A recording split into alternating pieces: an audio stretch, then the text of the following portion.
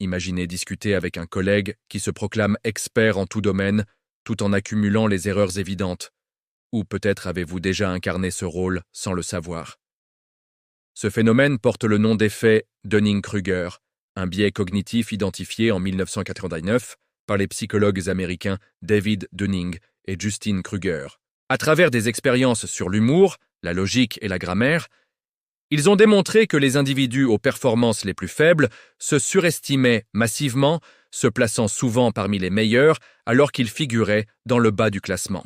La clé réside dans une métacognition déficiente. Pour détecter sa propre incompétence, il faut déjà disposer d'un niveau minimal de compétence.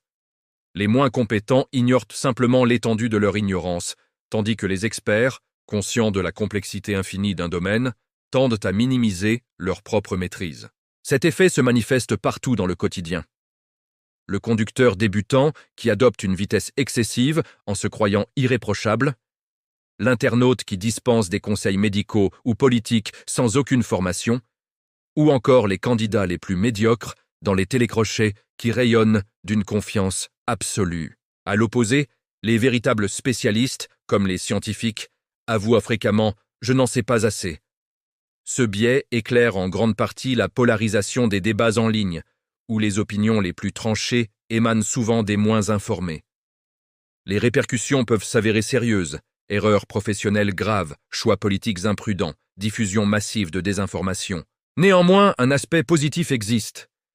Cette confiance initiale excessive pousse les novices à s'engager et à persévérer dans l'external apprentissage. Des recherches récentes confirment que cet effet touche toutes les cultures et tranches d'âge, mais qu'il s'atténue nettement avec l'expérience, la pratique et une formation continue.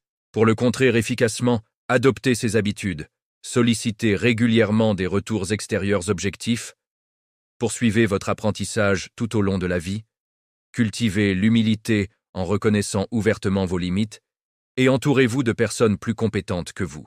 La prochaine fois qu'une certitude absolue vous envahit sur un sujet, interrogez-vous. S'agit-il d'une expertise authentique ou simplement de l'effet Dunning-Kruger qui opère ?